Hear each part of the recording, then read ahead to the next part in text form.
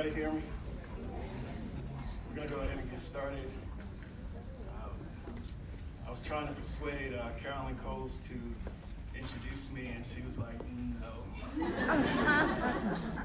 So I'm here introducing myself. But before I do that, can you all join me in giving Carolyn a round of applause for pulling this together?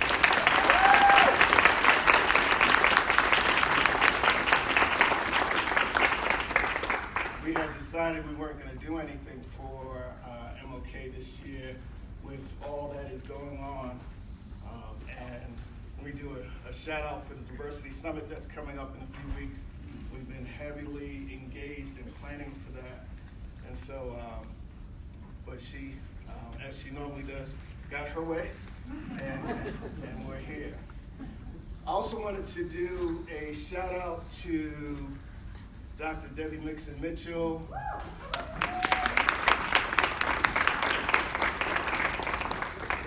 Raise your hand if you've had the privilege of meeting this amazing person. All right, so most of the folks in this room, as you know, she's been home recovering from a serious illness and has tried to focus on that. And so she is watching via Facebook Live. And so could you all just give her an amazing round of applause?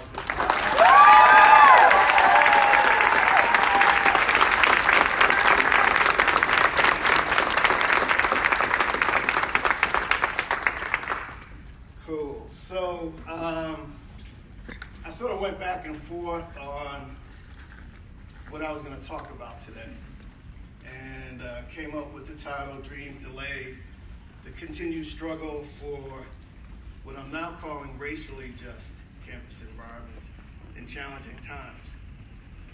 Originally, and the invitation says socially, and as I thought more about this time and the fact that we're about to move into the time of the year where we get to celebrate Black History Month, that I would be more focused and specific in my comments today. So, the struggle for racially just campus environments in challenging times. I also thought I'd have some fun with today's talk, though if you know me, you know it'll be pretty serious. But so here's my attempt at being funny. I'm offering this disclaimer that the views, thoughts, and opinions expressed in this presentation are those of a faculty member whose research seeks to expose the ways in which traditionally white institutions are complicit in contributing to racially hostile work environments, and in no way represent the position or perspectives of the University of Denver, though it would be awesome if they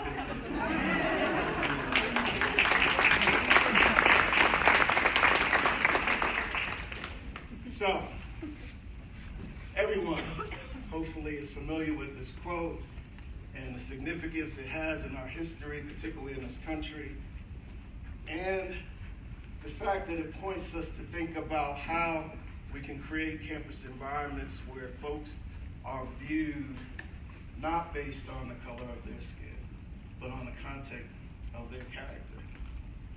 And as I thought about the work I've been engaged in both here and across the globe more and more, I've become pretty convinced that we haven't done a good job in achieving MLK's dream in that regard, right? And that we have, in many ways, both, I think out of, not out of a desire to be stubborn or resistant, but out of a deep, sincere willingness to do the hard work that this takes. And so as a result, we still find ourselves in institutions like this and across the globe where people on a daily basis are experiencing their dreams being delayed.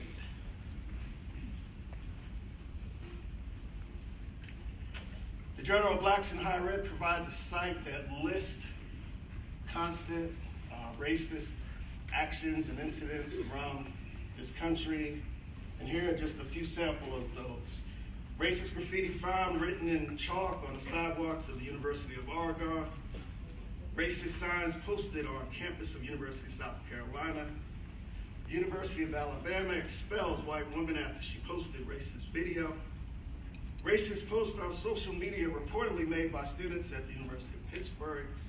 Racist graffiti found in the residence hall at Kettering University in Flint, Michigan. Racially insensitive photos posted by fraternity members at Cal Polytech. Student newspaper exposes racist fraternity initiation of video at Syracuse University. Thousands of people at Vanderbilt University received racist email.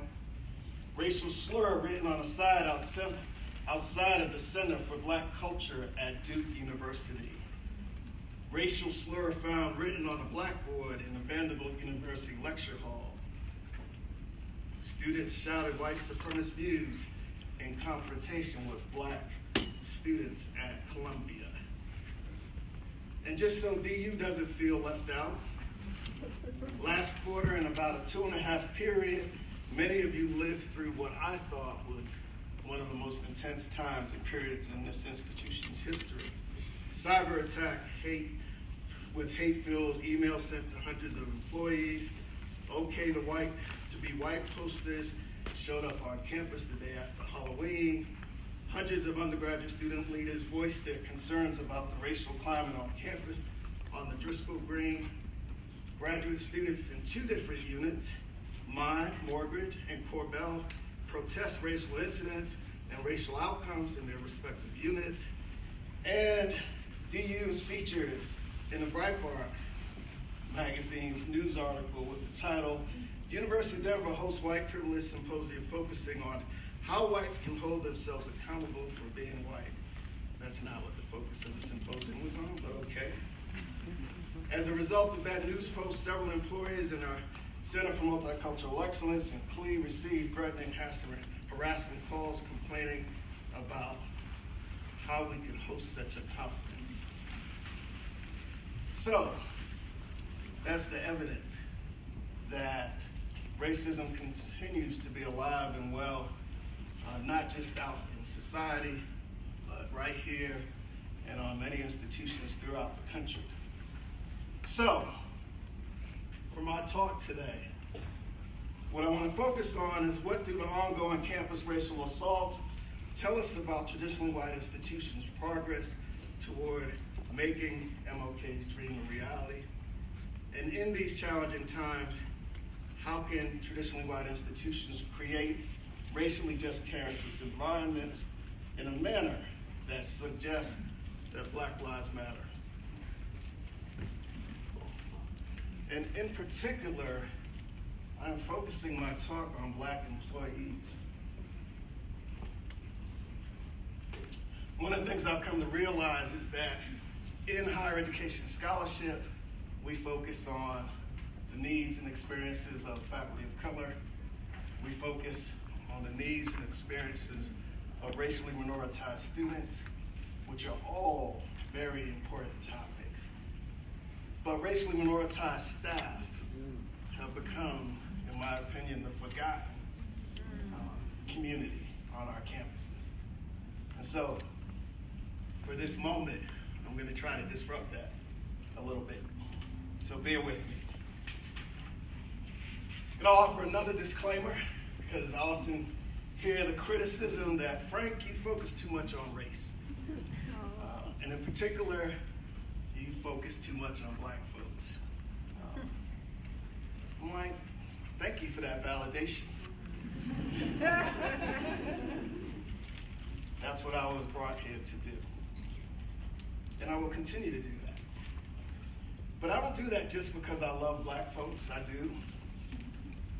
do that because I've come to understand, by focusing on some of the most vulnerable populations in our institutions, we can figure out how to create inclusive learning environments for all individuals on campus and who occupy these institutions.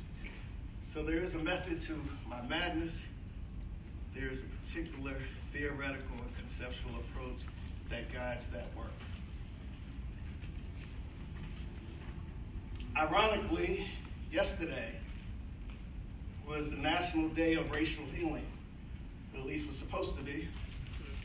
It is an initiative, and I think by all accounts a good initiative that the Kellogg Foundation is pushing forward. The goal of the National Day of Racial Healing is an opportunity for people, organizations, and communities across the United States to call for racial healing, to bring people together in their common humanity, and take collective action to create a more just and equitable world. January 22nd, yesterday, was the second annual National Day of Racial Healing. The day was established in 2017 by more than 550 leaders from around the United States who wanted to set aside a day to take action together, finding ways to reinforce and honor a community of humanity and create spaces to celebrate distinct differences that make our communities vibrant. They also wanted to acknowledge that there is still a deep racial divisions in America that must be overcome and healed. And they want us to commit to engaging people from all racial, ethnic, and religious and identity groups in a genuine effort to increase understanding, communication, caring, and respect for one another. So all very important goals. And I put a question mark next to it because for a second I was wondering, who is this day really for? So that's what I want you to ponder. Is it for the folks who have been on the receiving end of racism? Is it for the folks who have been the perpetrators of racist incidents and actions? Is it for our allies and accomplices? That is not clear to me. And I think sometimes we get caught up in the process and the title, and we don't stop to think, what is this really about? And who is it really intended for? So,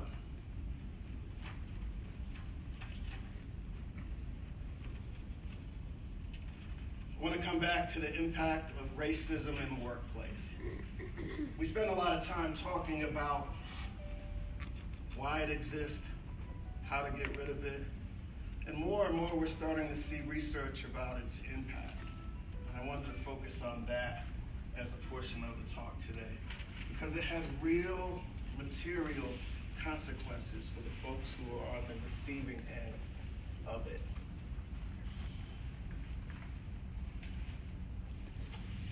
According to Pizarro and Coley, the taxing impact of racism has been documented by many researchers, scholars, and activists. Be it micro or macro, racism is not confined to a specific moment in time. Those who endure it carry it with them, and those who challenge it spend a great deal of personal energy, often throughout their professional lives. The constant experience with racism and its ongoing toil can foster doubt, produce anxiety, be exhausting, something that William Smith has labeled racial battle fatigue.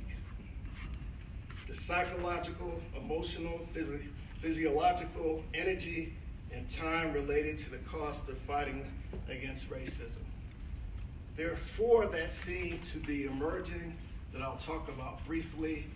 I'm not a psychologist by training, so I'm going to defer to my colleagues who have that expertise, but I did want to do a little introduction on this. So the first is weathering effects on the soul, that it takes a little piece of your soul. Weathering relates to the real or perceived racial threats in the air. It is the impact of navigating daily encounters with racialization and racism. McGee and Stovall referred to weathering as the long-term physical, mental, and emotional and psychological effects of racism, living in a society characterized by white dominance and privilege, severely challenging and threatening a person's health and ability to respond in a healthy manner to their work environment. We often think about weathering as something that has effect on soil or rocks or things that are outside, right? And it peels away layers and layers. So like a storm, constant weathering has the effect of peeling a piece of your soul one layer at a time. The second, I'm referring to this as an emotional death by 1,000 cuts. Research on racial battle fatigue suggests that the significant psychosocial and emotional impacts of racial battle fatigue on people of color are 1, anxiety, B, frustration, C, anger and anger suppression, D, helplessness, hopelessness, and depression.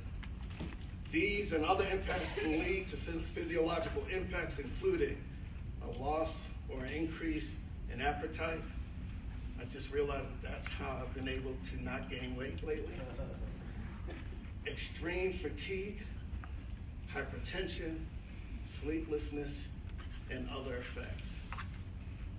All right, so emotional death by 1,000 cuts. Pressure to become black superheroes and heroes. Third impact. Witnessing racism can also be hazardous to your health in the form of collateral damage or being a bystander to violence, and result in the pressure to become a black superhero or hero. Smith, Yasso, and Solazano explain the stress of the unavoidable frontline racial battles in historically white spaces leads to people of color feeling, again, emotionally and physically drained, feeling mentally stressed. The stress from racial microaggressions can become lethal when the accumulation of physiological symptoms of racial battle fatigue are untreated, unnoticed, misdiagnosed, or personally dismissed. That's something that I think gives me a pause, because it happens too frequently. When you talk about you had this experience, and the first tendency is to want to dismiss it. According to Bizarre and Coley, this often means confronting and challenging and even striving to replace dominant paradigms alone, feeling the pressure to be campus superheroes who are on high alert, waiting for the next racist encounter with a colleague or supervisor, and pressure to be hypervigilant in their work to protect both themselves from unwanted critique and their colleagues and students from future racial assaults. So there's a desire to be protective of the people you care about and the communities you care about. Sherman James calls this tendency John Henryism, wherein high-achieving black employees may unconsciously sacrifice their personal relationship and health to pursue goals that prove to be hazardous to their well-being. Overall, these constant stresses and demands can lead black employees to question themselves, to lose confidence, to lower their aspirations in the profession. The professional cost of calling out racism, right? So, this is the last one. Engaging in dangerous amounts of emotional labor just to hold people accountable for their racist behaviors. Moreover, in line with the notion of becoming black sheroes and heroes, black folks in traditionally white institutions, like the characters Black Lightning and Thunder, or T'Challa and Okoye, can be called upon to rescue TWIs from their own university-sanctioned micro and macroaggressions and not so other subtle forms of racism, while risking further subjecting of themselves to scrutiny and marginalization. So the very act of being asked to help in a situation can put you in a spotlight, and that spotlight can be used against you, particularly if you don't align with expectations of the organization. So, Pizarro and Coley note that research by key scholars has demonstrated that people of color in traditionally white spaces, again, can experience hypervigilance, hypervisibility, hyper-invisibility, social withdrawing from colleagues, self-censorship, loss of self-confidence, questioning ability or worth, giving up on personal goals for professional acknowledgement and advancement, and adopting dominant paradigms, practices, rules, norms, and roles. Often some folks refer to that as selling out. Others refer to it as doing what you need to do to survive. Right? So we're not judging that. So these are just some of the impacts of racism in the work environment.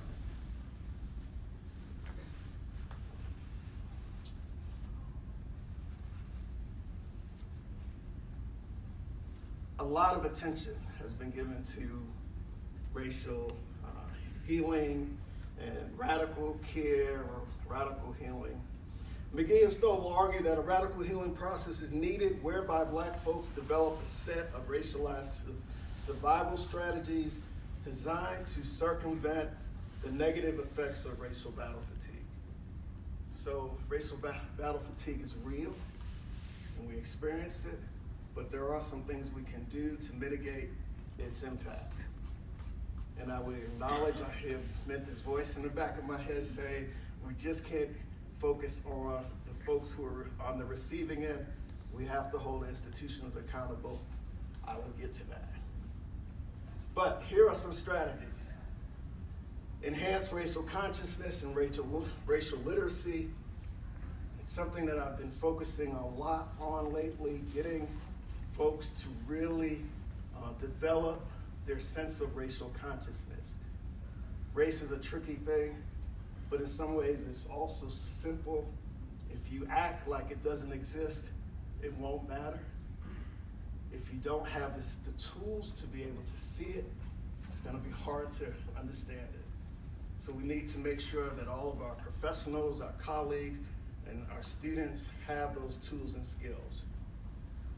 The second is to engage in validating and affirming spaces.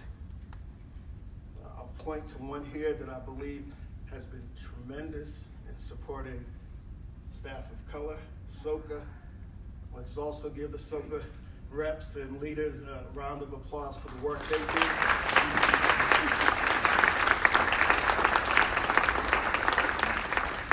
SOCA is the Staff of Color Association, and it's been around for a few years providing support now for primarily staff of color, but not exclusively. So thank you for that work. Finding, validating, and affirming spaces, whether that's a friend in another office, whether that's someone at home, someone who works in your particular area at another institution, having someone to process your daily encounters with madness is a very useful resource to have. All right? Third, I don't know about you all, but for me, the frequent encounters with racism make my skin boil. And it begins to create a sense of rage that I work hard to manage on a daily basis. But I've come to realize that managing it is suppressing it. It's not releasing it. And we have to figure out how to release it. So for me, that's teaching, that's engaging in resource. There are other not so healthy options that I choose occasionally that I won't talk about here, particularly if my parents are watching during Facebook. But you do what you have to do to channel that rage in productive ways. And so the message here is to release it, not to keep it. And occasionally give it back to those who are sending it your way. But you have to do that in productive ways. So, there are lots of other strategies out there that folks can consider and utilize. And I think we need to create more spaces where we talk about what are those strategies. So I want to shift to the institutions, because that's, some people are saying I thought we were going to talk about socially just campus environments. We're getting to it. I think the high levels of racism, and this has increased. I won't get into the external reasons why that is the case, but it's real. And because of that, traditionally white institutions really need to focus more on how they can become racially just campus environments. The unfortunate reality is, even with the amazing folks we have in this room and across the institution, we can't do it alone. And that in order to have a chance at achieving MLK's dream, traditionally white institutions need to be proactive, and here are some ways in which they need to be proactive. They need to have a clear commitment to becoming a racially just organization. They have to seek, develop, and value the contributions and talents of all employees, but I would say especially our most vulnerable employees. They have insight into the organization in ways that majority folks don't. We have to be vigilant in including all members as active participants in decisions that shape the organization. So, for example, last week we had some consultants on campus to help us think about how we want to imagine and shape the Office of Diversity and Inclusion moving forward. And that process attempted to engage as many people as possible. Now we'll have some other opportunities to do that. Now the challenge here is, how do we take the information that we collect and use it in real, intentional ways, right? We've done a great job here at DU. More work needs to be done in increasing the diversity of our employees.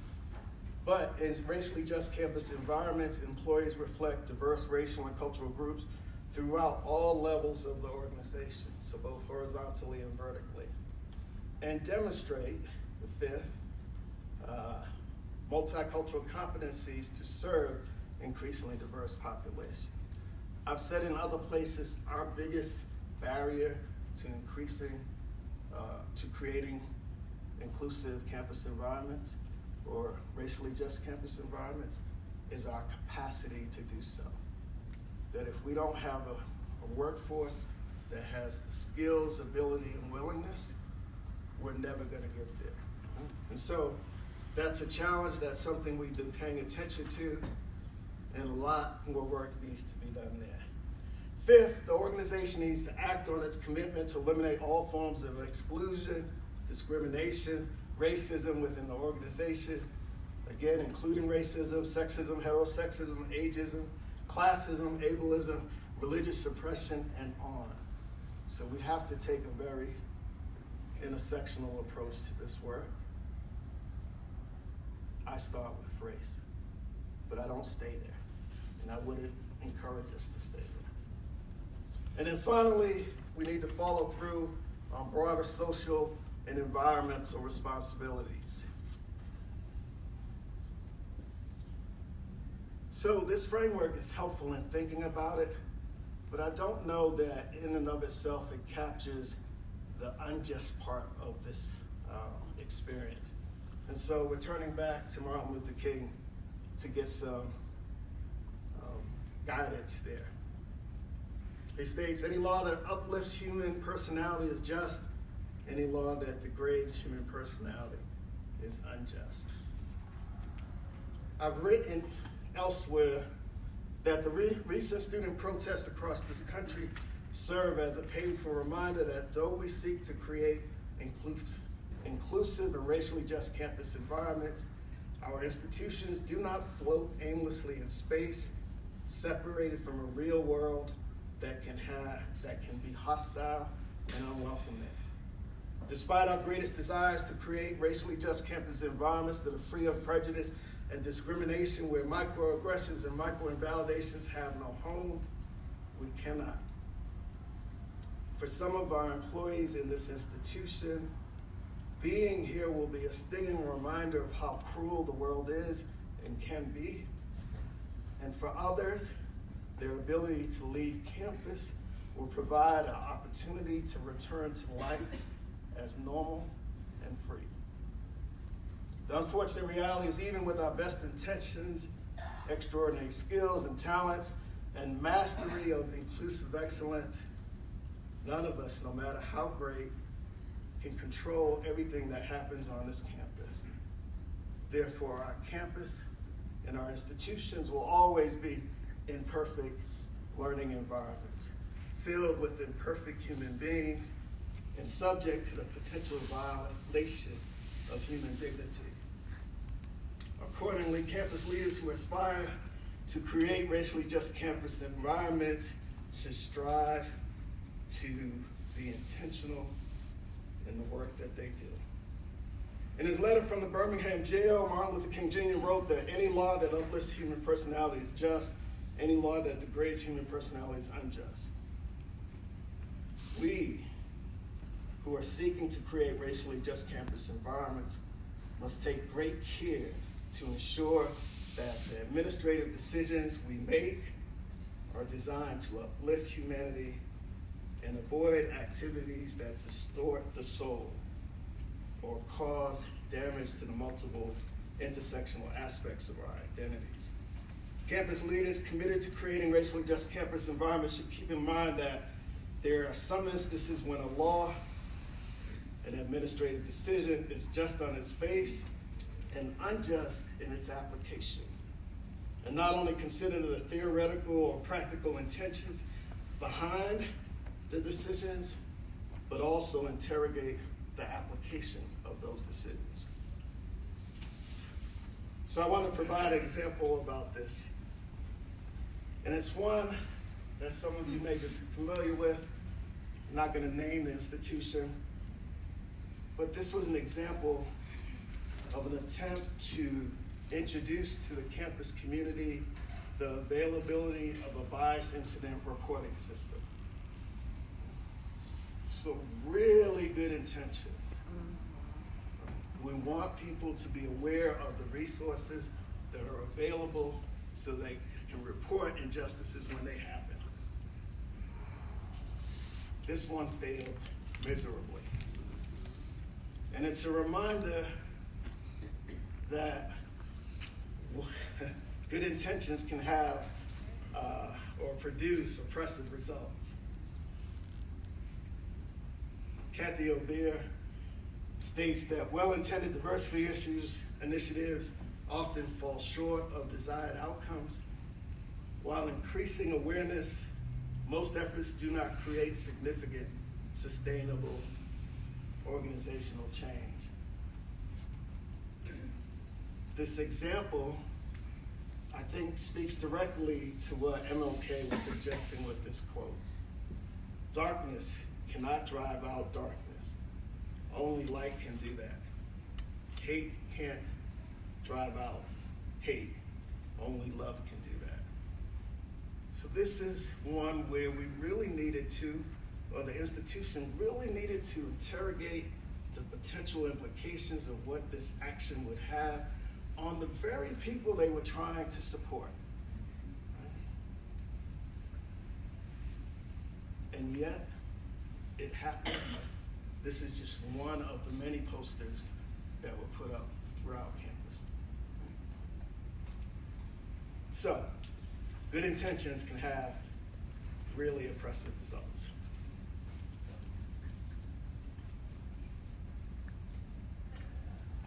Getting to the close here. I wanted to share just some thoughts about what I think institutions need to do in the form of a strategy to begin to have a chance to create racially just campus environments. The first is to develop a diversity, equity, inclusion, capacity building infrastructure. Now, I'm using infrastructure intentionally. It is not an individual. It is not a couple of folks. It is a commitment to a structure that will have a chance to move the needle in real and meaningful ways. We need to create accountability structures that are built into the day-to-day operations of the organization. And we need to engage change agents throughout the institution. It can't be just a top-down approach. So we have to take a multi-dimensional approach to this work, moving across multiple aspects. And in particular, what we try to do here at DU is to build infrastructure at the unit level, right? So that some of that force, that energy is bubbling up as opposed to feeling like it's coming from the top. Embrace principles of race-conscious leadership. I will come back to that. To use data to assess policy and practice alignment with stated institutional values. Often there is a gap between our espoused values and goals and the policies that we have and the actions that we take. And if we look closely at institutional data, those gaps will be exposed in real and meaningful ways. And we've started to do that more and more here at DU. And finally, I've said this a few times, design a campus culture that creates the conditions for the most vulnerable to thrive. By doing that, we create the conditions for everyone to thrive. This is not that by focusing on one population, the other population loses out, which is often what we hear in resistance. And because I couldn't figure out how to add another thing in a way that makes sense, I'll add this as a closing comment to the strategy. I've been thinking more and more about grace lately and having grace.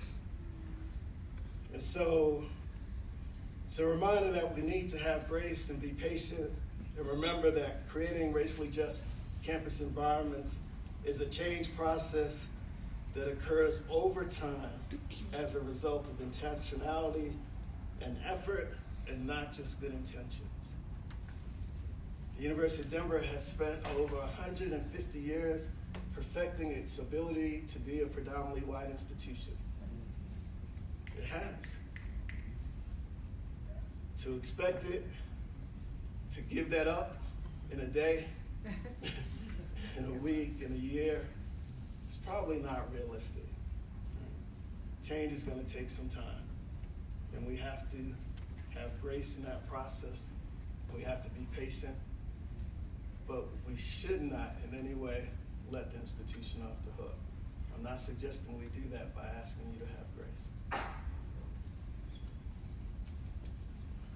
So, some of you know that I've announced my decision to step away from this role, take a long overdue break, and heal a little bit.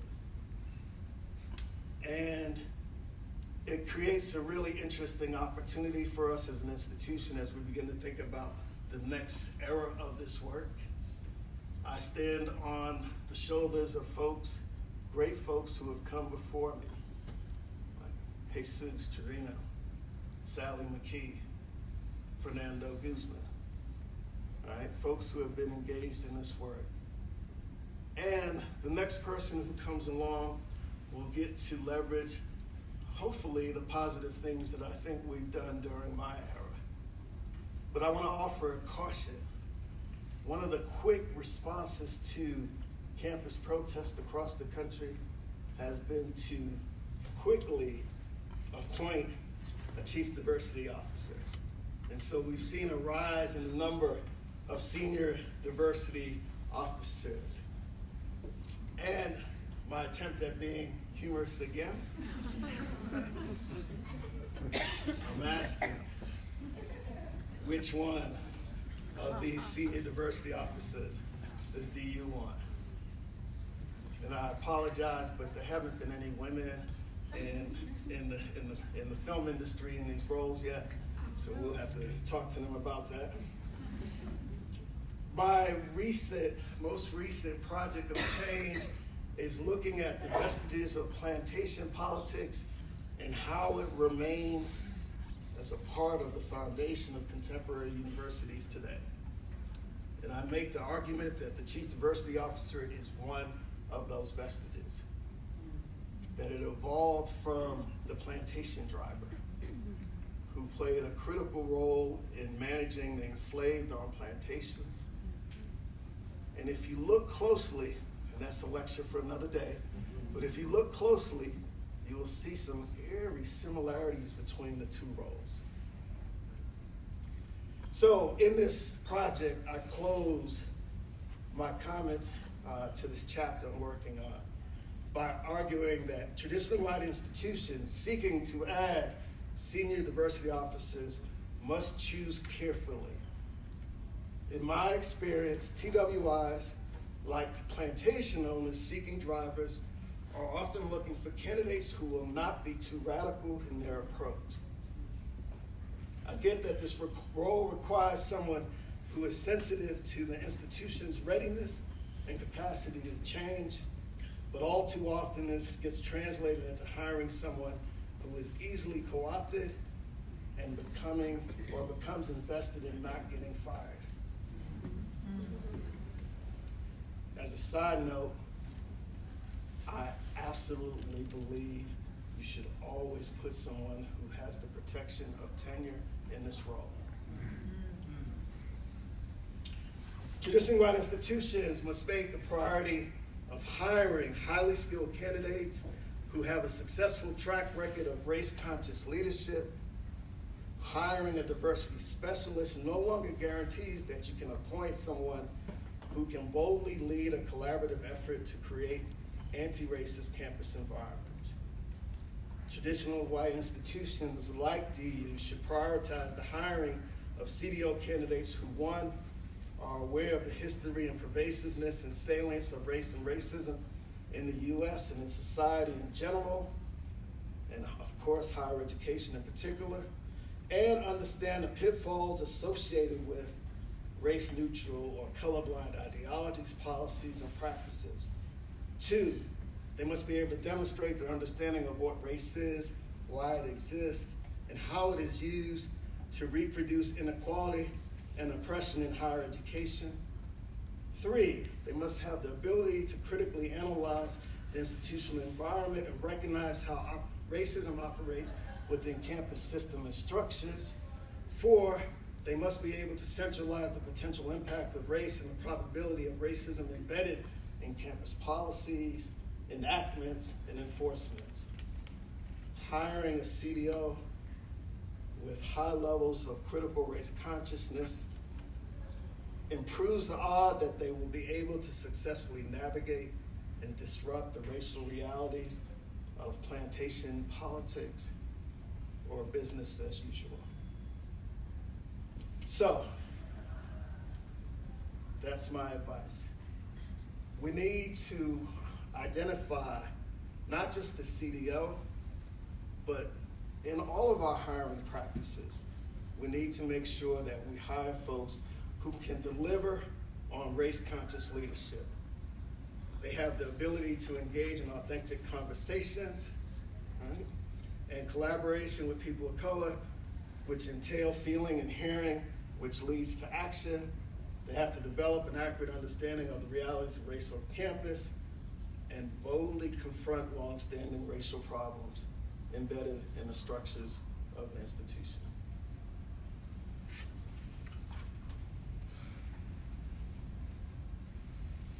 I'm going to skip this last slide, but I will say really why we want to create racially just campus environments is by doing that, we create environments that pay attention to employees of color, that demonstrate our importance to the institution, that affirm our identities, that realize that we are mutually dependent, and that are capable of authentically appreciating our worth, right?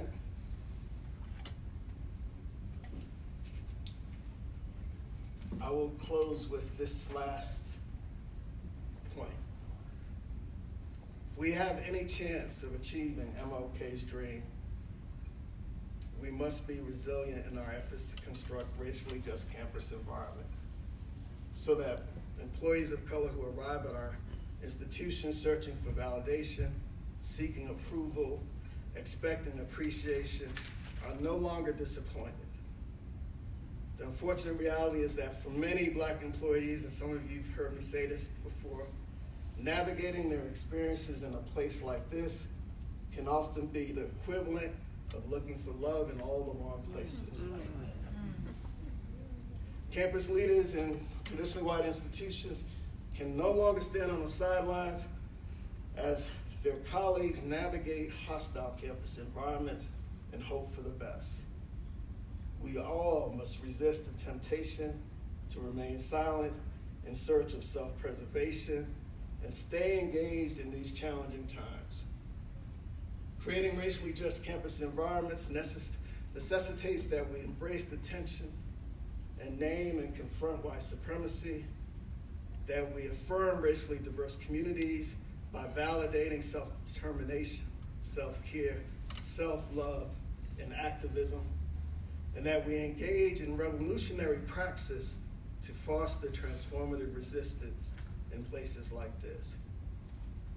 Creating the conditions for racially just campus environments to happen must be an emotional labor of love, where in the struggle for liberation, we, as members of a community, embrace all of our employees as whole human beings consisting of a mind, body, and soul, and create socially and racially just campus environments that facilitate a powerful sense of belonging.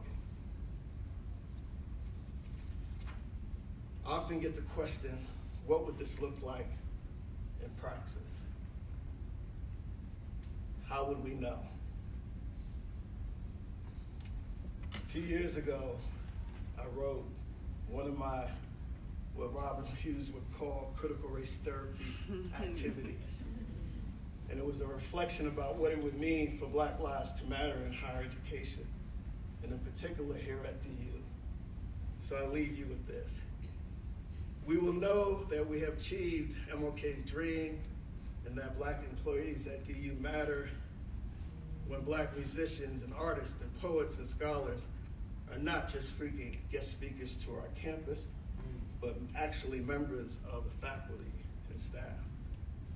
When the presence of multiple Black bodies in public space doesn't invite a gaze of curiosity, suspicion, or bewilderment, and the eventual arrival of campus safety or the local PD isn't necessary to confirm our permission to assemble. We will know when Black bodies walking across campus are not racially profiled as suspect, potentially invited, or an invited guest in somebody else's house. We will know when Black employees are no longer asked for their IDs to prove that we actually work for this institution. When Black employees are not retaliated against for holding their colleagues accountable for their racist behavior. When, if we are fortunate to again have a Black president of the Faculty Senate, that presidency is not viewed as an anomaly, or that person not viewed as a sellout. We will know when the perpetrators of microaggressions and macroaggressions and macro invalidations are frequently called out by our white allies. We will know when being made the exception and allowed to be in the club doesn't get confused with exceptionality, causing you to not want to let anyone else Black gain access to the club.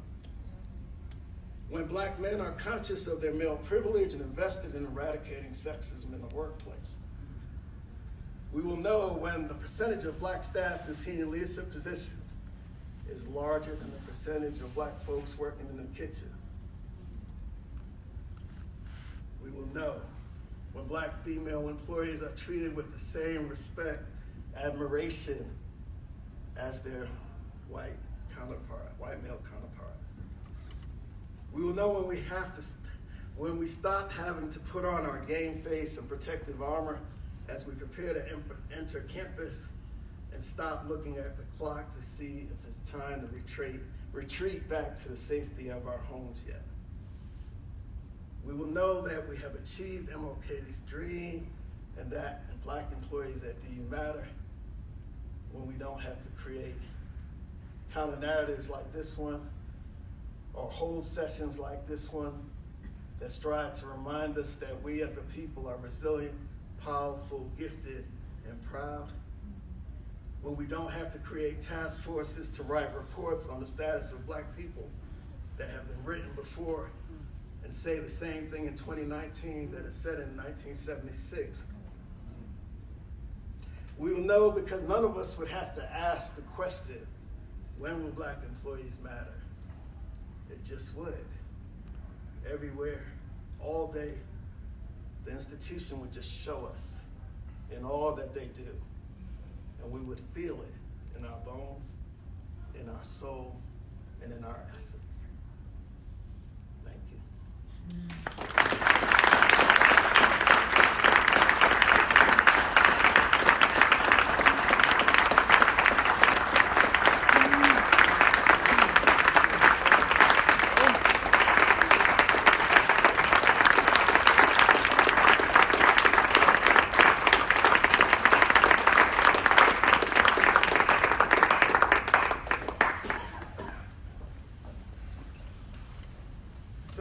Some time for questions.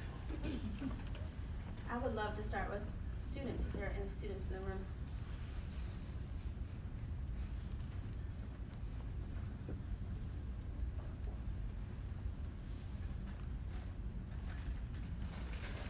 Okay, there's no students, so anybody.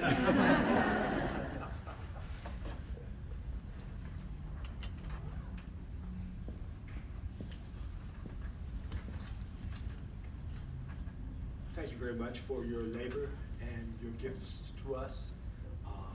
Offer much respect for the work that you have done, and I trust that we will be able to build upon the foundation you have laid. Question in my mind as I listen to you is that we are not the only people that are discriminated against. And in focusing simply on race, do we not lose an opportunity or narrow an opportunity to broaden the issues that we face? As you know, discrimination is a function of what goes on in the body, right?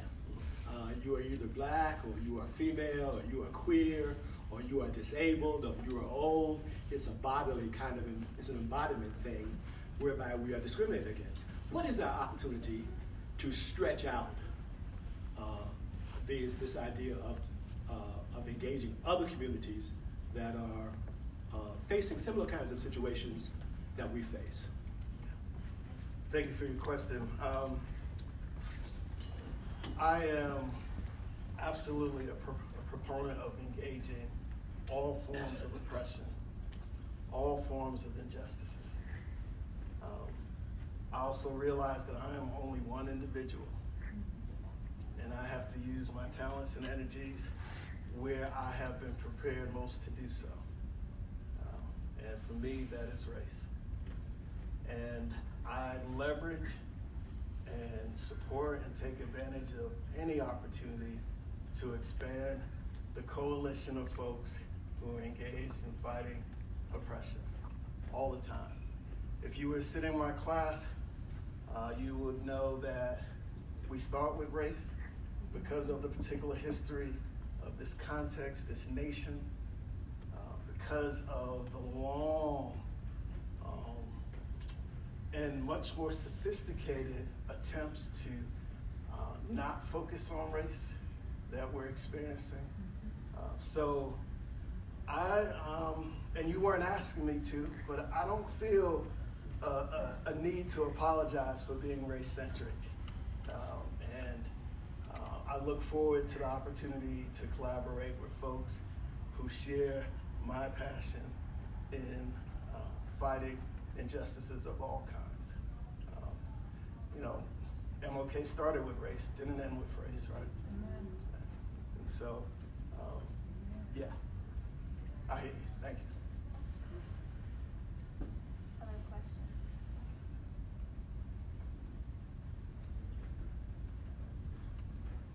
don't know what y'all had at that table right there. It was good. It was good. To talk more about your new or your next iteration around plantation politics. My co-authors will kill me for not remembering the title of the book, but we have a book project out. Campus Rebellion and Plantation Politics.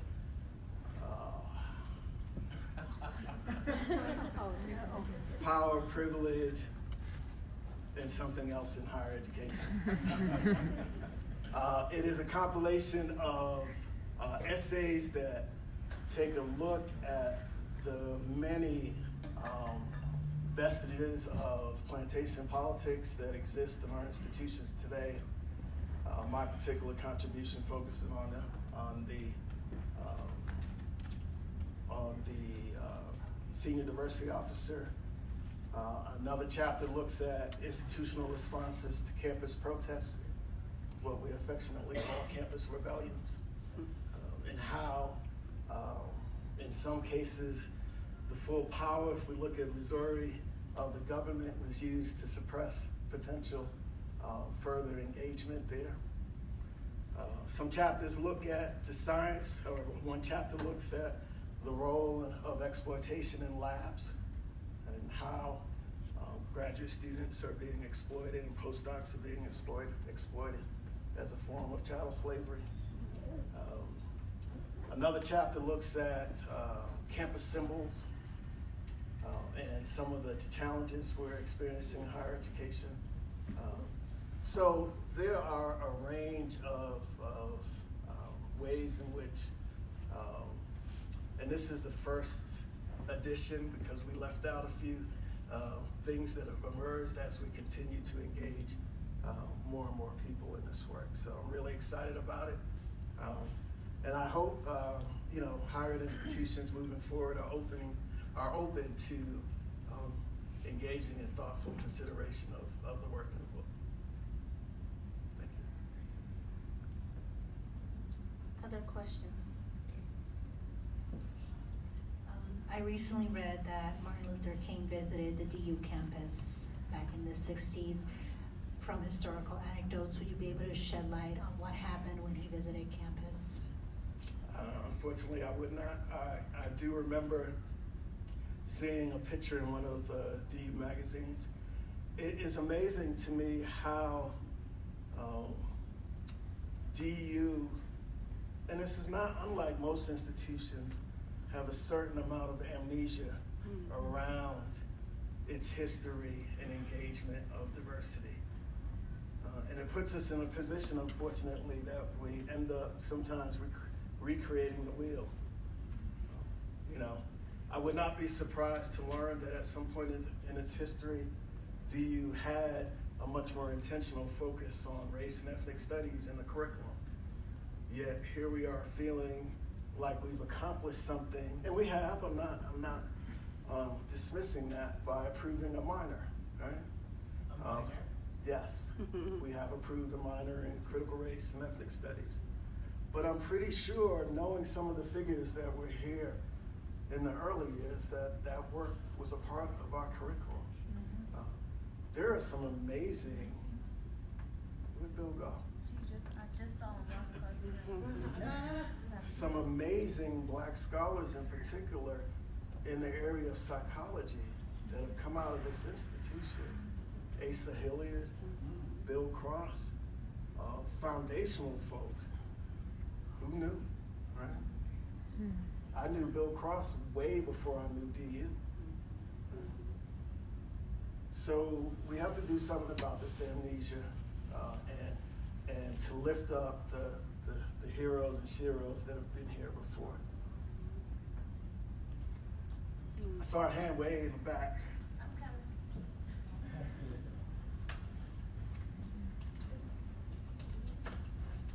Hi, Frank. Hey. Thank you for everything that you've done for DU. So my question is about, and I hope I get this right, you talked about it earlier on, the Day of Racial Healing, National Day of Racial Healing, and your struggle with how to, who that was who were the recipients, or what was it for? And I too struggle with that. And I wondered if there was any research that showed how the masses view it, or if you have a hunch of whether or not people view it just through their own prisms. And whatever the answer is, how do we change it to make it a more collaborative approach to it? Thank you. Yeah. So I will point to being in the academy longer. I won't say too long, just say longer. I've come to see over time that we engage in these practices of engaging symbols like inclusive excellence. And people look at me with a puzzled face when I say that, because I'm supposedly one of the leading experts on inclusive excellence. And I've come to realize that we have engaged in what Sarah Ahmed talks about as happy talk of diversity. That we get these feel-good phrases and concepts and acronyms that allow us to feel like we've accomplished something, and that we don't really pause and take a deep look and ask critical questions about who is this really for? What is this really about? Okay? And so I don't know that the Kellogg Foundation has an answer to that. I suppose I can dig a little deeper to see. But in the materials that I was able to access, it's about everybody. Mm-hmm. And I've become more suspicious about when things are for everybody. Mm-hmm. It's a hard chance that it'll really be about me or about the communities that I care about. And so that's the suspicion that I take into that.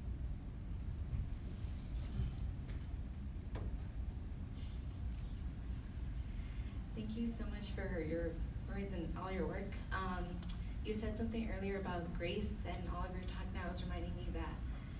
So I'm part of a residency program, and lately I feel like a lot of institutions have created these temporary positions where that allow, underrepresented people from underrepresented groups to become parts of the institution. But, some of these people, and myself included, have criticized some of these efforts because it only kind of makes it look like the institution is invested in diversity, but you're not really hiring them. So since you're more way up top in that, what are your thoughts on these kinds of temporary programs for faculty? And where do you see that going? Thank you. So I'm of two minds. I think some is better than none. And that we have to be creative in how we create access, but I also know that we can't stop there.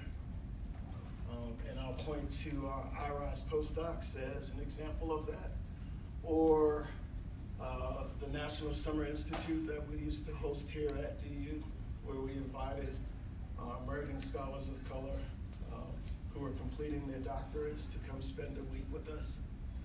We invested a significant amount of resources, but didn't have a structure in place to leverage our investments. So we can hire and have talented, brilliant postdocs who are doing amazing work for other institutions right now. And it'll be a year or two before we look at some of the folks we've been privileged to have in that postdoc position and see them as national and global scholars, leaders in their field.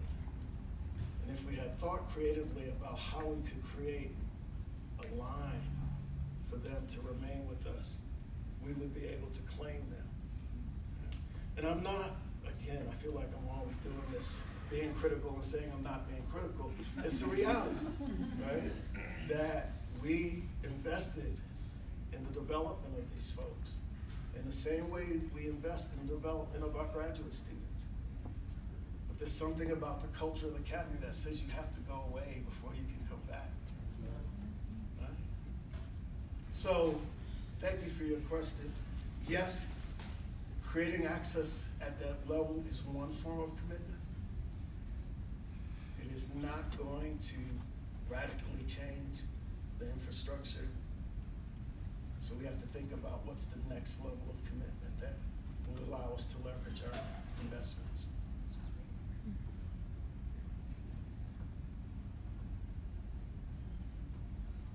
One more? No, you can't. One more question.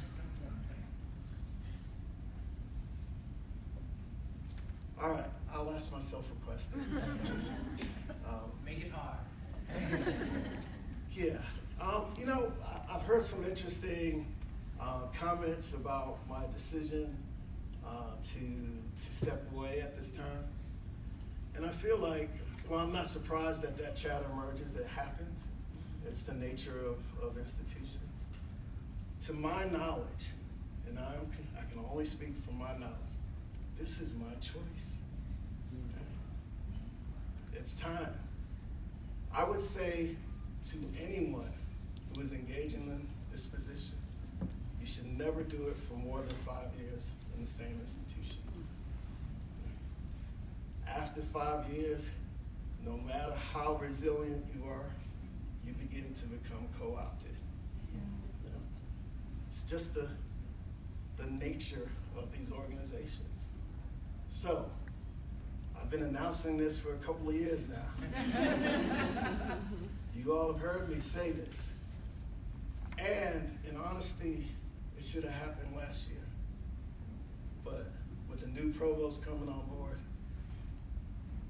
I wanted to have a chance to engage that provost. And I'm glad I did. Right?